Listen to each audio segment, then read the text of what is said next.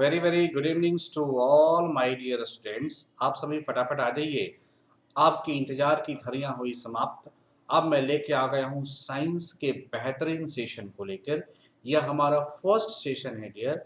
अगर आप UPSC, BPSC, JSSC या फिर रेलवे की एग्जामिनेशनों को दे रहे होंगे तो आपको पता होगा डियर कि साइंस की क्वेश्चन की क्या इंपॉर्टेंस है। तो बेसिक पॉइंट से लेकर हायर तक अगर किसी भी सेशन में आपके क्वेश्चंस को थोड़ा सा हायर लेवल पे किया जाए, उसके लिए भी आप पूरी तरह से तैयार रहोगे।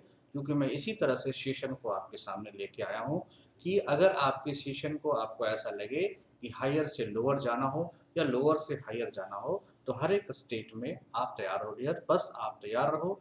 अपने मार्क्स में 20 मार्क्स को ऐड करना, और 20 मार्क्स आपकी किसी भी सिलेक्शन का एक ऐसा आधार होगा जो कि आपके फेवर में होगा। तो आज की जो पहली टॉपिक है वो पदार्थ की प्रकृति की है।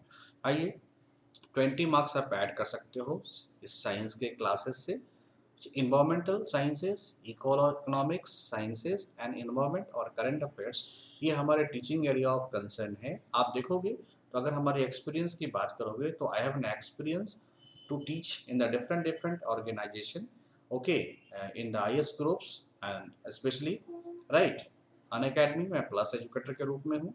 सो आइए हम सेशन की शुरुआत करते हैं। ये हमारा पहला सेशन होगा, पदार्थ की प्रकृति, स्टेट ऑफ मैटर। आइए एक मोटिवेशनल थॉट पे हम लोग चर्चा कर लेते हैं कि दुनिया में जितने भी लोग होते हैं, all of us do not have equal talent. सभी के पास टैलेंट बराबर नहीं है, but all of us have an equal opportunity. लेकिन सभी के पास इक्वल अपॉर्चुनिटी, जैसे आपने बीपीएससी में डाला है तो सभी को के पास अपॉर्चुनिटी है कि आप एसडीएम बन जाओ। लेकिन इसके लिए क्या है कि आप टैलेंट को डेवलप कर सकते हो। तो आपको अपॉर्चुनिटी मिला है अपने टैलेंट को डेवलप करने के लिए, तो डेवलप कीजिए और अकॉर्डिंगली आप जॉब पा सकते हो। ठीक है, ओके। तो आइए, state of matter, it is my first topic. आप अगर पूरी वर्ल्ड की पूरी मैटर्स जो होते हैं, मैटर का मतलब होता है डियर पदार्थ, अगर देखोगे तो आप अगर ब्रॉडली क्लासिफाइड करोगे तो इसको तीन तरह से क्लासिफाइड कर सकते हो। So the following are the three basic state of matter, that is solid, जिसे आप लोग ठोस कह सकते हो। उसके बाद क्या है, लिक्विड है जिसे आप लोग द्रव्य कह सकते हो। और तीसरा क्या है, गैस है, जिसे आप गैस ही कह सकते हो। ये पदार्थ की तीन अवस्थाएं हैं, थ्री स्टेट ऑफ मैटर जो है वो पूरी दुनिया में पाई जाती है। इसके अलावा भी साइंटिफिकों ने समय समय पर रिसर्च करते रह रहे हैं, और रिसर्च का एक डेवलपमेंट निकला है कि two more states of matter जो है वो भी आपको देखने को मिला है, जो डे टू डे लाइफ में आपसे आपके सामने से गुजरता रहता है डियर। वो मैटर है प्लाज्मा, और दूसरा है बोस आइंस्टीन कंडेंसेट या बोस आइंस्टीन कंडेंसेशन। तो ये दो तरह के हो गए। और एडिशनल तो अगर आप बात करोगे स्टेट ऑफ मैटर्स कितने हो गए, 5। फर्स्ट क्या हो गया, सॉलिड। दूसरा क्या हो गया डियर, लिक्विड। तीसरा क्या हो गया, गैसेस। चौथा हो गया प्लाज्मा। और पांचवा आपका क्या है, बोस आइंस्टीन, आपको बीई के नाम से इंडिकेट कर सकता है। तो how many total, there is 5। अब आपके एग्जामिनेशन में क्वेश्चन पूछ देगा, क्वेश्चन नंबर 1 इस तरह से क्वेश्चन पूछने की पॉसिबिलिटीज है, which one of the following is the fourth state of matter. Fourth state of matter, ये मैटर के पांचवा स्टेट कौन से है। तो पहला चॉइस में आपको दे देगा लिक्विड, दूसरे चॉइस में आपको दे देगा प्लाज्मा, ओके, और तीसरे चॉइस में आपको गैसेस वगैरह दे सकते हैं डियर। तो आप देखो फर्स्ट स्टेट क्या होगा, सॉलिड। सेकंड क्या है, लिक्विड। थर्ड क्या है, गैसेस। और फोर्थ क्या होगा डियर, प्लाज्मा। ऐसे क्वेश्चन कई बार पूछे गए हैं, ये हो जाएगा फोर्थ, दैट इज प्लाज्मा। तो अगर आप एसएससी की तैयारी कर रहे हो, जेएसएससी की तैयारी कर रहे हो, या सेंट्रल लेवल के किसी भी एग्जामिनेशन की तैयारी कर रहे हो डियर, तो सभी के लिए यह रामबाण साबित होगा यह चैप्टर। तो फटाफट आप हमारे चैनल को सब्सक्राइब कर लें, एमएनएन ट्यूटोरियल्स डियर। आप मेरे को कांटेक्ट कर सकते हो 7004043326 पर, ओके। आइए, सभी एटम्स की क्या खासियत है, what are the properties of all matter या ऑल स्टेट ऑफ मैटर्स, हम लोग इसको इक्वली हम लोग देखने का प्रयास करते हैं। पहला है आपके पास सॉलिड, या इसे हम कहते हैं ठोस डियर। अगर आपने सॉलिड को देखे होंगे, आपने कभी इतने छोटे ईंट को देखे होंगे, रॉक्स को आप देख रहे होंगे, ब्रिक्स को देख रहे होगे, तो ये आपको ठोस कहा जाता है। सो मेनी ठोस item you had already seen, आपने कई आइटमों को देखा है। जरा उनके बारे में देखने का प्रयास करते हैं कि उनकी क्या क्या प्रॉपर्टीज हो सकती है। तो आइए हम लोग ठोस देखते हैं। In solid particles are tightly and closely packed. तो इसके अंदर जो फंडामेंटल पार्टिकल्स होंगे, मान लो एटम्स होंगे, ये क्या है, टाइटली पैक्ड होंगे और कई सारे पार्टिकल्स मिलके इस ठोस मैटर का निर्माण किए होंगे। ओके, तो the gap between the tiny particle जो होता है वो काफी कम होता है। So it is highly compress. Solid has a fix shape and volume. चूंकि इनके पार्टिकल्स इतने फिक्स्ड होते हैं कि इनके शेप एंड वॉल्यूम को चेंज नहीं किया जा सकता है। दैट्स वाई मैं कह सकता हूँ कि इनका जो शेप एंड वॉल्यूम होता है वो फिक्स्ड होता है। कभी कभी एग्जामिनर्स में पूछता है रिजिड होता है, ओके, कभी कभी एग्जामिनर्स में ये देता है परमानेंट होता है। तो इनका फिक्स भी होता है, रिजिड भी होता है और परमानेंट भी होता है, या कह सकते हो इनके परमानेंट स्ट्रक्चर होते हैं। ड्यू टू इनकी rigid structures the particles in solids can only vibrate.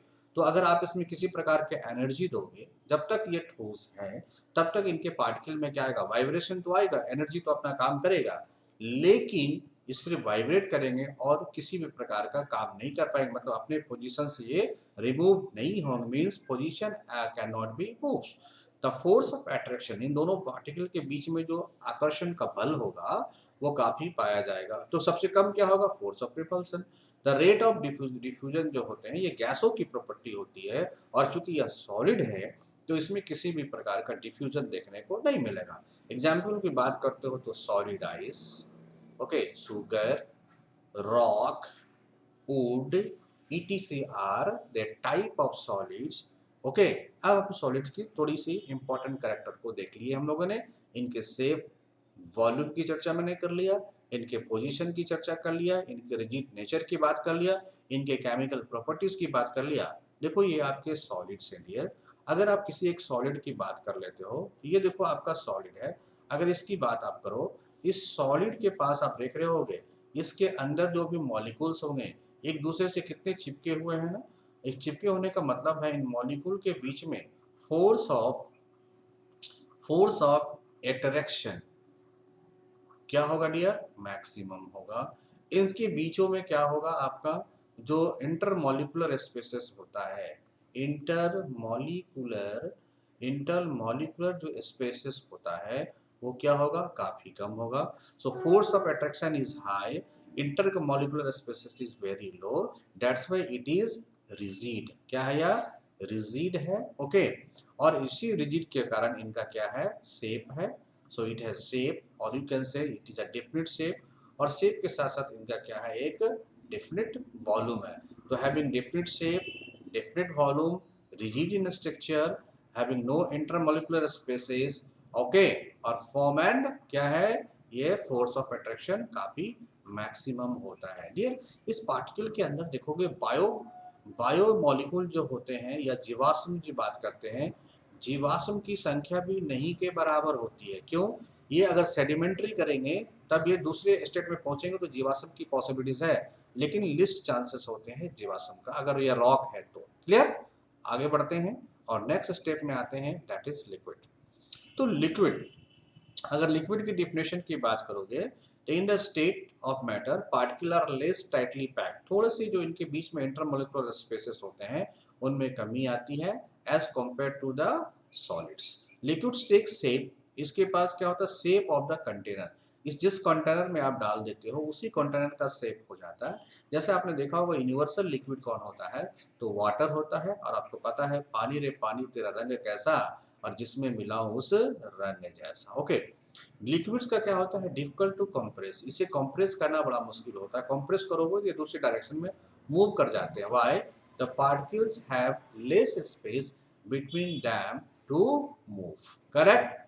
Liquid have fix volume, लेकिन लिक्विड के पास क्या होता है, एक फिक्स वॉल्यूम होता है, बट नो फिक्स शेप, लेकिन इसके पास किसी भी प्रकार का शेप नहीं होता है। The rate of diffusion in liquids is higher than that of the solid, तो सॉलिड से ज्यादा इसके पास क्या होता है, रेट ऑफ डिफ्यूजन होता है। Same way the force of attraction between the particle is weaker then the solid, और इन लिक्विड के पार्टिकल के बीच में जो आकर्षण का बल होता है वो सॉलिड से क्या होता है, कम होता है। आप देखोगे एग्जाम्पल ऑफ लिक्विड्स तो आप वाटर की बात करोगे, यूनिवर्सल लिक्विड है, मिल्क की बात करोगे, ब्लड की बात करोगे और कॉफी की बात करोगे, they all are the liquids. आइए लिक्विड की कुछ और प्रॉपर्टीज को देखते हैं। आप देख रहे हो यार ये लिक्विड के जो मॉलिक्यूल्स है, ये मॉलिक्यूल मान लो 1 है, ये मॉलिक्यूल मतलब क्या है 2 है, तो इनके पास माइनस चार्ज, ये प्लस चार्ज है, लेकिन फिर भी देखो इनके बीच में क्या है डियर, ये गैप पाए जाते हैं। इस गैप के कारण इन दोनों मॉलिक्यूल के बीच में जो फोर्स ऑफ अट्रैक्शन होता है, फोर्स ऑफ अट्रैक्शन होता है तो एक दूसरे से अट्रैक्ट है, लेकिन क्या है, कम है। और इसमें इंटरमॉलिक्यूलर स्पेसेस पाए जाते हैं, इनमें इंटरमॉलिक्यूलर स्पेसेस पाए जाते हैं। इसलिए देखो ये मॉलिक्यूल ये बड़े हैं, ये छोटे हैं, इसी वजह से इनका नो फिक्स्ड शेप, इनमें किसी प्रकार का फिक्स्ड शेप देखने को नहीं मिल पाता है। अब सवाल उठता है कि अगर ये एक सॉलिड बॉक्स है, इस बॉक्स को आइस कह दो, तो आइस से आपको वाटर में कन्वर्ट करना होगा, तो आइस से जब भी आप वाटर में कन्वर्ट करोगे ये सॉलिड हो गया और ये क्या हो गया डियर। अब बातें समझ में आ रही है आप सबों को, नहीं आ रही है तो कमेंट करना। तो इसे आप लिक्विड कह सकते हो। तो इन दोनों में कन्वर्शन के लिए किसी न किसी प्रकार की एनर्जी की जरूरत पड़ेगी, और जिस एनर्जी की जरूरत पड़ेगी उसे हम लोग क्या कहते हैं, हीट कहते हैं। और जब हीट आपको कन्वर्ट होता है और जितनी ऊर्जा जो है या उष्मा जो है इस आइस को वाटर में कन्वर्ट करने में यूज होती है, उसे हम लोग क्या कहते हैं, लेटेंट हीट, या क्या कहा जाता है, गुप्त ऊष्मा। क्या कहता है डियर, गुप्त ऊष्मा कहा जाता है या लेटेंट हीट कहा जाता है। तो लिक्विड के पास जो लेटेंट हीट होता है या लिक्विड को सॉलिड से लिक्विड में बदलने में लेटेंट हीट की प्रॉपर्टीज आती है सामने डियर। इनके इंटरमॉलिक्यूलर स्पेसेस थोड़े से बढ़ जाते हैं और फोर्स ऑफ अट्रैक्शन थोड़ा सा कम हो जाता है डियर। ओके, चलिए नेक्स्ट आते हैं। नेक्स्ट है हमारा gas molecule. In gases particle the each atom या ईच जो पार्टिकल होते हैं गैस के अंदर वो क्या होते हैं, एक दूसरे से काफी दूर होते हैं, इसलिए इनके बीच में आकर्षण का बल, the force of attraction between the particles are very negligibles and they can move freely, और वो बिल्कुल ही फ्रीली मूव करते हैं। Gases have neither fix volume nor a fix shape. आप देखते होगे ना हवाओं में गैसेस है, इनका कोई फिक्स शेप और साइज नहीं होता है। The gases states has the highly compressibilities as compared to the solid and liquids. The rate of diffusion is higher than the solid and liquid. तो गैस के पास सबसे ज़्यादा rate of diffusion होता है। The kinetic energy of the particle is higher in compared to solid and liquid. तो gases में kinetic energy ज़्यादा है तो potential energy कम है। Example are air, helium, nitrogen, oxygen and carbon dioxide. Okay, these are the examples of gases. देखिए कि इसमें से हीलियम के कई बार हम लोग एग्जाम्पल आगे पढ़ेंगे जब केमिस्ट्री की क्लासेस करेंगे, नाइट्रोजन पढ़ेंगे, ऑक्सीजन पढ़ेंगे और कार्बन डाइऑक्साइड तो आपको काफ़ी इंपॉर्टेंट होता है जो हम लोग फोटोसिंथेसिस में भी इसको पढ़ने का काम करेंगे। आइए कुछ और इम्पोर्टेंट फैक्ट देखते हैं। अब जो गैसेस मॉलिक्यूल होंगे डियर, इस गैसेस मॉलिक्यूल के बीच में, इस गैसेस मॉलिक्यूल के बीच में जो फोर्स ऑफ अट्रैक्शन होता है वो लगभग लगभग जीरो के बराबर हो जाता है। ओके, इंटरमॉलिक्यूलर स्पेसेस क्या होते हैं, मैक्सिमम हो जाते हैं। इनकी प्रॉपर्टी क्या होती है, डिफ्यूजन।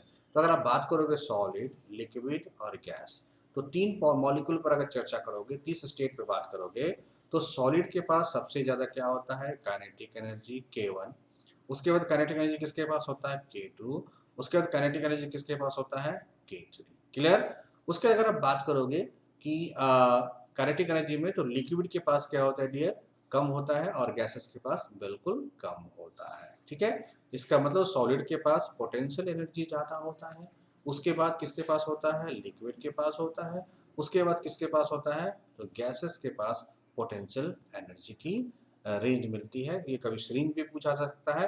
अब आपको ये एग्जाम्पल में पूछ देगा कि आप बताइए कि हाइड्रोजन और या फिर आपको पूछ देगा वाटर एंड आइस में पोटेंशियल एनर्जी किसके पास ज़्यादा है, तो जाहिर सी बात है डियर, आइस के अंदर पोटेंशियल एनर्जी H2O से ज़्यादा है। ऐसे भी क्वेश्चन को घुमा के पूछा जा सकता है। ओके आइए नेक्स्ट पार्टिकल है आपका plasma.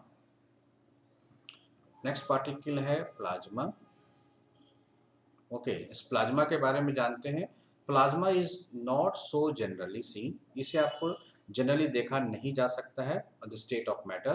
Plasma consist of particle with extremely high kinetic energy. तो देख रहे हो कि सॉलिड से लिक्विड में काइनेटिक एनर्जी बढ़ा, उसके बाद गैसेस में बढ़ा, और ज़्यादा काइनेटिक एनर्जी बढ़ेगा तो ये पार्टिकल क्या बन जाएगा, प्लाज्मा बन जाएगा। Electricity is use to ionise gases and make a glowing sign which is essentially a plasma. तो जब कभी भी आप किसी भी मॉलिक्यूल के अंदर, मान लो ये नमक है, इसको आपने क्या किया, इलेक्ट्रोलाइट के फॉर्म में बना दिया, या इसमें आप इलेक्ट्रिसिटी देते हो या हीट देते हो, तो ये आयन में ब्रेक हो जाता है, और यही जो आयन होता है वह आपको क्या कहलाता है, प्लाज्मा कहलाता है। तो super heated form the plasma and use the electricity, the molecule convert into the ionise form, ion के फॉर्म में आ गया, और जैसे आयन के फॉर्म में आता है वह क्या बना देता है, वह बना देता है आपको प्लाज्मा। देखो डियर, ये आयन डेवलप कैसे होता है। मान लो ये सोडियम है, इसके ऊपर प्लस चार्ज आ गया, ये क्लोरीन है, इसके ऊपर माइनस चार्ज आ गया। जब ये दोनों पास में थे तो चार्ज न्यूट्रल हो गया था, क्यों, दोनों की ऑक्टेट कंप्लीट था, क्योंकि इसमें 11 होते हैं, तो 2 8 और लास्ट में कितने हो गए, 1 वैलेंसी है, और इसके 17 होते हैं, तो 2 8 10, और ये क्या हो गए 18, तो इसमें क्या होंगे आप 2 8 और एक 17 डालना है, 7 डालना है, तो एक मॉलिक्यूल इसको कम होता है, क्योंकि लास्ट ऑर्बिट में 2 मॉलिक्यूल्स चाहिए होता है, 2 इलेक्ट्रॉन चाहिए होता है, इनको भी एक चाहिए, इनको भी एक चाहिए, तो दोनों कंबाइंड करके क्या करते हैं, सोडियम क्लोराइड का निर्माण किए थे। लेकिन जैसे इसमें चार्ज देते हो तो मॉलिक्यूल दूर होते हैं, और जैसे ही दूर होंगे तो ये सोडियम आयन और क्लोरीन आयन में बदल जाता है, या तो आप हीट दे के कर दो, या इसमें इलेक्ट्रिसिटी को प्रभावित कर दो, वो प्लाज्मा में कन्वर्ट हो जाएगा। डेफिनेटली है कि प्लाज्मा के एक नया करेक्टर आ गया कि इसमें जो मॉलिक्यूल्स होते हैं, देखो ये मॉलिक्यूल हैं, ये मॉलिक्यूल है, ये मॉलिक्यूल है, ये मॉलिक्यूल है, ये मॉलिक्यूल है, इनके बीच में क्या होता है, जैसे Na+ और Cl-, तो मॉलिक्यूल तो दूर होंगे ही, साथ ही साथ इनमें क्या डेवलप हो जाएगा, आयन। आयन तभी होगा जब इसका मैग्नेटिक प्रभाव, इलेक्ट्रिक प्रभाव बिल्कुल इस पे जीरो, या इसका मैग्नेटिक इलेक्ट्रिक प्रभाव बिल्कुल इस पे जीरो हो जाए। तो ये क्या होता है, जब यह एलिमेंट, जब यह बिल्कुल ही फ्री अवस्था में मूव करने लगे, आयनिक फॉर्म में मूव करने लगे, तो इसे हम लोग क्या कहते हैं, प्लाज्मा। एक और दूसरी सबसे बड़ी अवस्था है जिसको कहा जाता है बोस-आइंस्टीन कंडेंसेशन। ये दो साइंटिस्ट का मिला जुला इफेक्ट है। ओके, बोस एंड आइंस्टीन का प्रभाव इसमें देखा जा सकता है। इसकी डिस्कवरी 1995 में हुई थी, ये भी याद रखना ना, बहुत पूछा जाता है। तो Bose Einstein condition were made with the help of advancement in technology. जैसे जैसे हम टेक्नोलॉजी को देख रहे हैं, हम बहुत सारे मॉलिक्यूल के, बहुत सारे कंपाउंड्स के, बहुत सारे मैटर्स के राज्यों को जो है उनके बीच प्रॉपर्टीज को ओपन करते जा रहे हैं। तो Carl Wieman and Eric Cornell cooled a sample of rubidium, इन्होंने रेबिडियम के सैंपल को क्या किया, काफी कूल किया था with the help of magnet and laser to within a few degree to absolute zero तक इन्होंने क्या किया था, इसको लेजर को प्रभावित किया था। At the same temperature the motion of the molecule becomes negligible. तो देखा गया कि इसको एकदम 0 डिग्री पर जैसे ले आए रेडियम को, तो देखा गया कि इसके अंदर जो मॉलिक्यूल है उनका मूवमेंट बिल्कुल रुक गया है। At this bring down the kinetic energy, और जिसके कारण आपको लग रहा है कि जब मूवमेंट बंद होगा तो काइनेटिक एनर्जी क्या होगा, डाउन होगा। The atom no longer stay separate, लेकिन क्योंकि एक जो एटम होता है वो एक दूसरे से काफी लंबे दिनों तक सेपरेट नहीं रह सकते हैं, but they begin to clump together, और वो एक साथ क्लम करना शुरू कर देंगे। At the atoms join together they form a super atom. ये दोनों क्या मिलके बना देते हैं, सुपर एटम बना देते हैं। एक एटम ये है, एक एटम बहुत दिन तक अलग नहीं रह सकते डियर, ये एक दूसरे से मिल जाएंगे, और जैसे मिलेंगे तो सुपर एटम का निर्माण कर देता है। Light slow down, it passes through a BEC, helping scientists to study more about the nature of light as a whole and the particle। और जैसे इस मॉलिक्यूल पर लाइट का प्रभाव पड़ता है तो इसको स्लो डाउन कर देता है, जिससे वैज्ञानिकों को इनकी प्रॉपर्टी को पढ़ने में मदद मिलता है। इसलिए अगर कहा जाए तो बोस आइंस्टीन कंडेंसेशन जो है also slow the properties of super fluids, which implies it flows with the without friction। इसका मतलब सुपर लिक्विड का मतलब होता है कि ये जो पार्टिकल है इसको कंडेंस कर दोगे तो बिना किसी भी फ्रिक्शन के ये मूव कर सकता है। मींस बोस आइंस्टीन कंडेंसेशन में फ्रिक्शन कम होता है, इसका रीजन है सुपर एटम का होना, राइट। तो ये सारे स्टेट आपको मैंने बता दिया डियर, स्टेट ऑफ मैटर क्या क्या होते हैं इन सबों को मैंने चर्चा कर दिया। ओके, आइए बात करते हैं कि मैंने आपको क्या क्या पढ़ाया। मैंने आपको सॉलिड पढ़ाया, मैंने आपको लिक्विड पढ़ाया, मैंने आपको गैसेस पढ़ाया, मैंने आपको प्लाज्मा पढ़ाया, मैंने आपको बोस आइंस्टीन पढ़ाया या आइंस्टीन बोस पढ़ाया। ये पदार्थ की प्रकृति होती है, तो पहली, दूसरी, तीसरी, चौथी और ये पांचवी है। एक अवस्था से दूसरी अवस्था में change from one state to another state, there is a requirement of heat, and that heat which is conserved or consumed by the conversion of a state is known as the latent heat, और इसे हम लोग कह सकते हैं गुप्त उष्मा। जैसे इसमें हीट दोगे तो फिर ये बदलेगी, हीट दोगे फिर ये बदलेगी, और हीट दोगे तो फिर ये बदल जाएगी। अब ये मॉलिक्यूल काफ़ी दूर हो गए हैं, मान लो सोडियम के, ये बिल्कुल क्लोरीन सामने हो गए, लेकिन ये कब तक फ्री अवस्था में रह सकते हैं? कभी नहीं रहेंगे। हो सकता है प्लस वाला और प्लस वाला ही क्या करे, एक दूसरे को सुपर इम्पोज हो जाए। हो सकता है माइनस माइनस वाला क्या हो जाए, सुपर इम्पोज हो जाए, और जब सुपर इम्पोज होगा तो सुपर एटम का निर्माण कर लेगा, और सुपर एटम को ही हम लोगों ने क्या कहा था, बोस आइंस्टीन कहा था। क्लियर? इतनी बातें आपको याद होगी डियर। ये कभी कभी आपको ascending order, descending order, attraction force, okay, intermolecular spaces के बारे में पूछ सकता है आपके कभी एग्जामिनेशनों में। ठीक है, आर यू रेडी? चलिए आप सभी को रेडी हो, मैं आगे सेशन को इंक्रीज करता हूँ डियर। बट मैं आगे जो सेशन है उसको मैं अगले क्लासेस में आपको डील करूँगा। अगर आप हमारे सेशन को देखना चाहते हो तो आप मोबाइल से देख सकते हो, बस आपको सब्सक्राइब करना होगा एमएनएन ट्यूटोरियल्स को। आप चाहो तो हमारे सेशन को टैब पे देख सकते हो, बस आपको ये हमारे चैनल को सब्सक्राइब करना होगा डियर। आप चाहो तो लैपी पे देख सकते हो, just need to be subscribe. आपके हमारे करंट अफेयर्स के सेशन जो वीकली हैं वो भी आपको मिलेंगे, और जो इम्पोर्टेंट नेशनल न्यूज़ है वो भी आपको मिलेंगे डियर। आप पेड कोर्स में भी हमारे ज्वाइन कर सकते हो, कॉन्टैक्ट कर सकते हो 7004043326 पर, राइट। आइए dear, contact us for national current affairs, जो इम्पोर्टेंट नेशनल न्यूज है इसकी कॉन्टैक्ट कर सकते हो मेरे साथ। So contact for paid course, और you can mail us eminenttutorial@gmail.com. Before that you have to subscribe first and push the bell icon so that you got the regular notification of our classes. Okay, thank you, we will meet very soon. Okay, हम लोग बहुत जल्द मिलते हैं। Any questions you can find me at Ajit Mehta @Ajit Mehta and MNN tutorial @gmail.com, our telegram and MNN tutorials हमारा Telegram पे आ सकते हो, इंस्टाग्राम पे आप कर सकते हो अजीत मेहता के नाम से, और आप मेरे को कांटेक्ट कर सकते हो। I hope this session is very much beneficial to you, and for coming session very soon we are going to start और we are going to be come with the another session of science, that is class 2. Thank you.